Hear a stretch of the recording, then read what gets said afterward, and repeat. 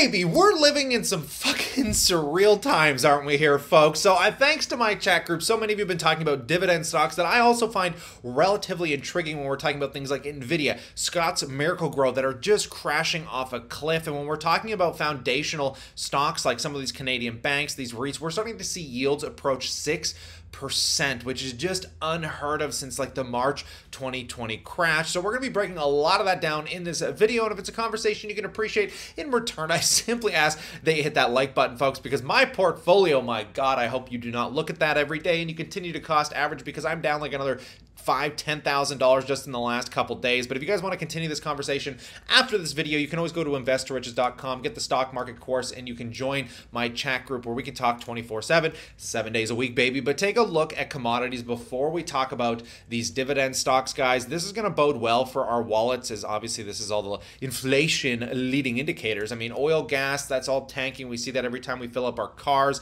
I mean, copper, these global commodity and some of these supply chains that are heavily reliant on these commodities are tanking miserably, things like wheat. So, I mean, this is good, but it's kind of good news, right? But, I mean, it's taking everything down with it. I mean, take a look at gold, silver, both these things are tanking as well. Obviously, you know, really rattling the inflationary gold bugs like your Peter Schiffs of the world. But putting the commodity craziness aside, guys, let's talk about some of these dividend stocks. First and foremost, Nvidia here, guys, which since its peak has dropped 59.45%. The last 5 days alone, it's down 23%. That's just staggering, man. Staggering stuff. So we're kind of asking ourselves, why is this global powerhouse, this crazy chip maker with all this future potential upside with AI, you know, everything from blockchain stuff and mining and electric vehicle, why is this thing tanking so miserably?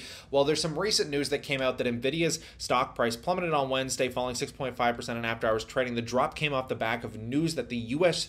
chip maker would be restricted in selling in the Chinese market over national security concerns, which kind of blows my mind because I think a lot of Nvidia's chip manufacturing is done in China. But this change has come as a result of updated licensing requirements that would apply to all future exports to mainland China and Hong Kong. The new rule don't go so far as to outright ban the export of their chips, but it places restrictions on the export of most highly powered server processors. It's thought that this is to ensure that most cutting-edge technology isn't made available for Chinese military applications, like China can't get access to these kind of chips. It's kind of laughable, really. But anyways, it's detrimental to the company because they're expected to lose 400 million in sales in 1 quarter alone because of this. I mean, that is absolutely staggering. And I really like this Nvidia quarterly revenue trend chart. Kind of gives us some insight into the growing segments of their business because, you know, coming into this recessionary period, we're seeing a dramatic fall off in gaming. I mean, you know, go back a quarter ago when they were doing 3.6 billion.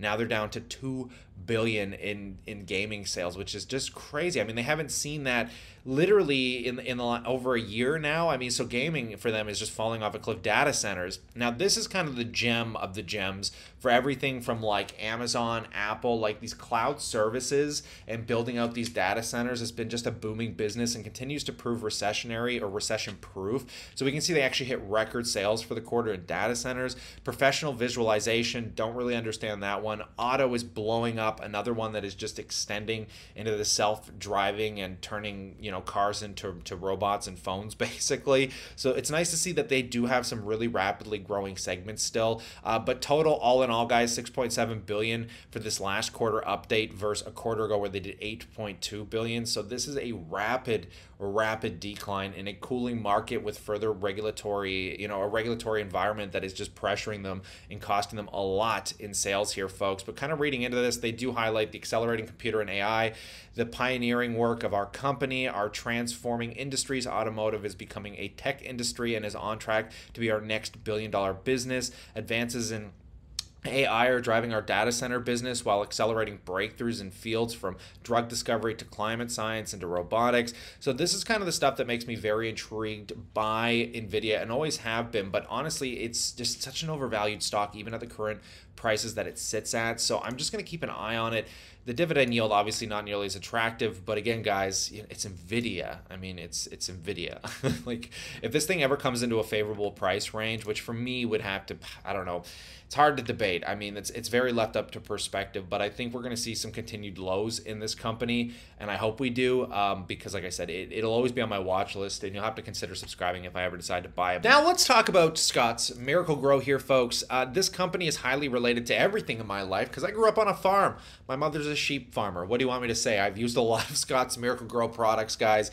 I mean, especially considering the boom we saw in the MJ business, where I really thought this was a company selling picks to the miners. That has proven to not be true because of how competitive the MJ landscape has been, and we're going to find that out taking a look at their earnings. But this stock, we have reverted back to prices we haven't seen since 2007. That sends chills down my spine when you look at this rapid incline, and this comes back to like a Charlie Munger quote almost, where greed really took over for this company, and now they're really feeling the detriment of that greed. But with a 4.24% dividend yield, guys, I don't know if this thing is a buying opportunity or not, but take a look because their total revenues are still doing relatively great. I mean, from 2018, guys, they're still seeing a doubling even with this slowdown period from a revenue perspective, but they have taken on a lot more debt, and we're going to see that kind of getting into their balance sheet here. So let's just kind of scroll through this. First and foremost, the lower than expected sales in our U.S. consumer segment combined with continued pressure on Hawthorne sales due to the oversupply issues in the MJ industry leave us unsatisfied with our financial results and with higher leverage than we want to maintain. That is why we have launched the business transformation effort we are calling Project Springboard, which includes a series of aggressive steps to return the business to an appropriate level of performance. The outcome of Project Springboard will lead to a set of detailed financial and incentive related targets to ensure we are making substantive progress. So I say that right, substantive progress, and holding ourselves accountable. We are committed to getting the business back on the right track, returning to an appropriate level of profitability in both our segments. So first and foremost here, guys, this company was paying out a huge dividend yield in 2020. I mean, the MJ business boomed so much for their Hawthorne, which if you guys don't know, that segment that they acquired is basically hydroponics. So they're not really selling, well, they do sell the dirt to the miners, but they're also holding the hydroponics so people can set up this stuff inside. But again, it was such a competitive landscape. But in the beginning, they were making so much money. They paid out special dividends. They were cash flowing like crazy. And then out of nowhere, everything has done a 180 for them. And there's a lot of headwinds coming up for this company because obviously California is getting into droughts. There's a lot of countries getting into droughts where they're like basically giving people tax credits to not put lawns in and don't garden, don't do this stuff, which is a big detriment to them. I mean, on top of that, the MJ business, right? So there's a lot of things that are absolutely negative here. And another big negative thing, I mean, just take a look, first and foremost, the net sales. So the U.S. consumer net sales are down by about $100 million. The Hawthorne is down dramatically, 63% over last year, which is just insane, right? But the thing that bothers me as well is somehow they've accumulated a lot more debt. So when we take a look at their total assets set at $4.9 billion here, and we take a look at the total current liabilities, you're seeing about $1 billion, but bringing all the liabilities together, you're looking at about $4.57 billion. So this company, I mean, just go back a couple quarters, right? Like take a look at this from 2021, $4.8 billion in assets against $3.7 billion in total liabilities. So their liabilities have really crept up and they let it get out of control. And again, Charlie Munger thing here, right? Like this company got so greedy when they were making so much money, again, raising, dividends or paying special dividends, raising their wages. All this stuff has just led to an implosion in this current market environment. And I don't know, again, if this is a buying opportunity here, guys. It kind of rattles me a little bit. And I want to know if you are a shareholder of Scott's Miracle-Gro because I think their foundational business is strong enough. I mean, they're the leader in just, dirt. Let's be real. So I don't think the business is going anywhere. But, man, this is not something fun to see after this massive explosion of greed. I mean, they could have done so much here for stacking cash, putting themselves in a really ripe position. I mean, this is what we saw with some of my favorite dividend stocks like Riocan, right? Like Riocan used the pandemic as an opportunity to strengthen their balance sheet, which is really giving them a foundational base for getting through this recessionary period in an interest raising environment where REITs are likely going to be hindered from their bottom line cash flow from the interest raises when they actually have their leases come up and due. But right now, I think of all these stocks, I love Nvidia, too expensive. If you're on the Canadian side of the border, I think there's a lot of opportunity in REITs. But I'd be more fixated on things like the banks right now. I am fascinated by the banks. You know, historically, anytime we've seen a crash throughout history, it has always been a buying opportunity for the largest banks. So you take a look at things like JP Morgan paying 3.53%. On the Canadian side of the border, guys, it gets crazy. Like Royal Bank, the largest company in Canada, is now paying 4.25%. And I hear a lot of criticism about the banks as well. People are like, well, why do I want the volatility of a bank stock when I can just get a GIC or a bond rate at 4 to 5%? And though that is true, I honestly think if you're just a little more patient here, and even now I still think these are great buying opportunities, but I think we're starting to see yields that are approaching what I would call like just insanity because they can afford to pay these yields. Like Canadian Imperial Bank is paying 5.45% now. Bank of Nova Scotia is paying 5.8%. Like it's really hard for me not to want to buy these again individually, and I'm debating it largely of just picking up some shares in these because again, guys, if you can lock in a 5.8% yield, these things have really high Geiger on increasing the dividend rates. And they again, they can afford them, and they got lots of room to keep growing them. And the last quarterly earnings just weren't that bad. I think these are great places to start. I've noticed a lot of dividend investors in the community, like Gen X Dividend Investor, has also been talking largely about how profound these Canadian banks are. I mean, look at this through history, right? 2008 financial crisis, Bank of Nova Scotia dropped 54%, only to rebound to new highs. I mean, take a look at this from the 2015 period.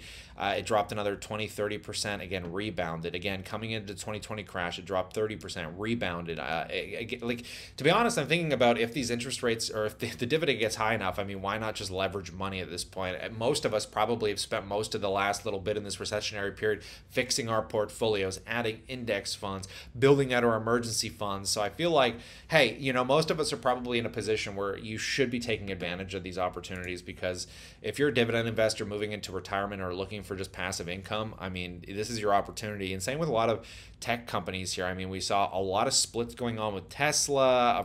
We saw reverse splits in MindMed.